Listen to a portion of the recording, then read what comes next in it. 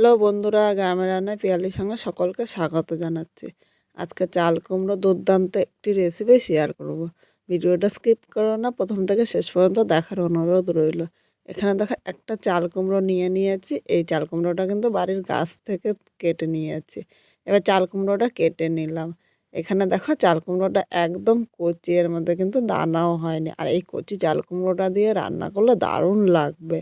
এই একটু চাল কুমড়ো দিয়ে খাওয়া কিন্তু তোমাদের হয়ে যাবে। সকালে গরম গরম ভাত আর ডাল থাকলে তো আর কোনো কথাই নেই, সাথেই চাল কুমড়োটা। এবার চাল কুমড়োটা প্রথমে ছোকাগুলো ভালো করে পরিষ্কার করে নেব। এইভাবে ছোকাটা পরিষ্কার করে নিয়ে আমি জলের মধ্যে দিয়ে দিলাম। চাল কুমড়োটা এখন ধুয়ে নেব, এরপর কেটে কিন্তু আর ধোবো না। এখানে চাল কুমড়োগুলো জলের মধ্যে এইভাবে রেখে দিয়েছি। এবার দেখো চাল কুমড়োটা এইভাবে 1 ইঞ্চি করে কেটে নেব। একটু মোটা মোটা করে কেটে নিতে হবে। এইভাবে মোটা মোটা করে কেটে মাঝখানটা একটু পকেটের মতো করে নিলাম। এই দেখো, আর খুব সাবধানে কিন্তু কাটতে হবে, কারণ অনেক সময় দেখা যায় কাটতে গেলে প্রথম থেকে মানে এই পিঠটা কাটা হয়ে যায়, তখন কিন্তু ভালো হবে না। এইভাবেই কেটে নিতে হবে। আমি এইভাবে সবকটা চাল কুমড়ো প্রথমে কেটে নেব।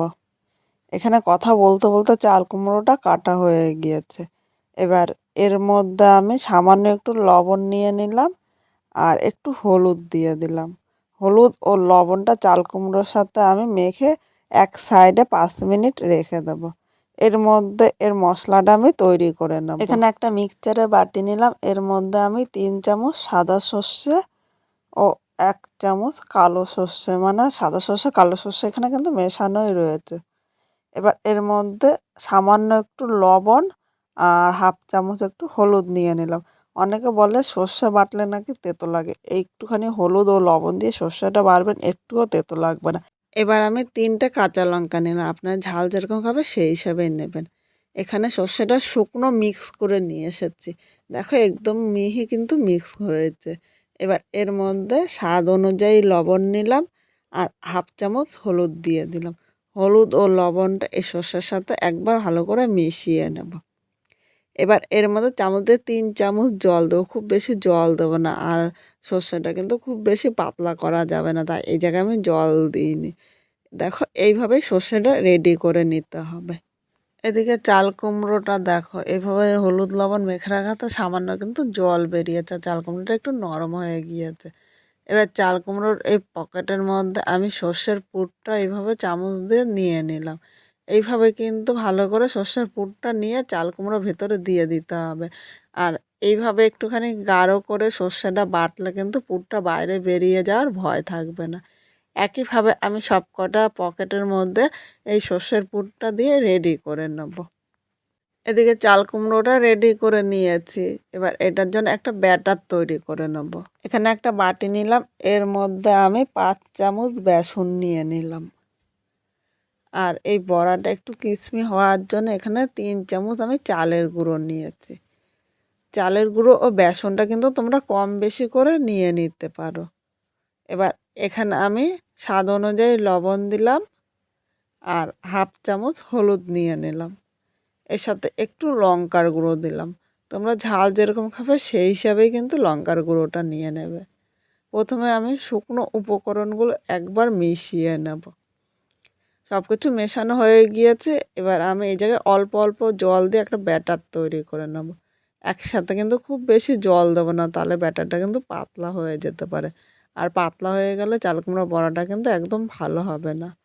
এইভাবে অল্প অল্প জল দিয়ে দেখো একটা স্মুথ ব্যাটার তৈরি করে নিয়েছি। আর ব্যাটারটা এরকমভাবে তৈরি করতে হবে যাতে এর মধ্যে জাম না থাকে।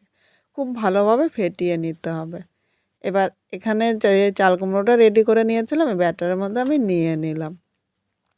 এবার চামচ দিয়ে আমি কোট করে নেব। আমার মনে হচ্ছে চামচ দিয়ে কোট করলে একটু সুবিধা হয়, আর তোমরা যদি ইচ্ছে করে হাত দিয়েও কোট করে নিতে পারো।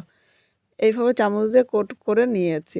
আর এদিকে দেখো আগের থেকে তেলটা আমি বসিয়ে গরম করে নিয়েছি, এখন আমি মিডিয়াম করে দিলাম। এবার এই ব্যাটারটা আমি এই তেলের উপরে চাল কুমড়োগুলো নিয়ে নিলাম। এইভাবে অল্প অল্প করে আমি মানে 3টে চাল কুমড়ো আমি একসাথে ভাজবো। একসাথে সব চাল কুমড়ো কিন্তু ভাজা যাবে না।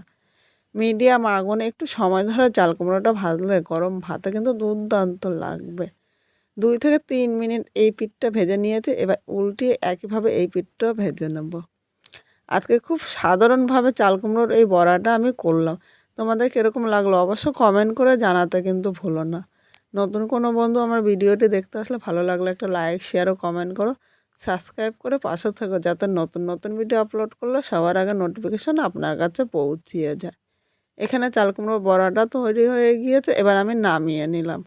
একইভাবে এই বাকি বড়াগুলো করে নিচ্ছি। এখানে সবকটা বড়া আমি করে নিলাম, আর একটা বড়া আমি তোমাদের দেখাচ্ছি। দেখো ভেতরে পুরটা কত সুন্দর, একটুও কিন্তু বাইরে বেরিয়ে যায়নি। আর বড়াটা কিন্তু লাল মুচমুচে হয়েছে। সকালবেলা যদি গরম ভাত আর ডালের সাথে এরকম একটু বড়া থাকে তাহলে কিন্তু আর কিছুই লাগবে না। অবশ্য তোমরা বাড়িতে কিন্তু একবার ট্রাই করো।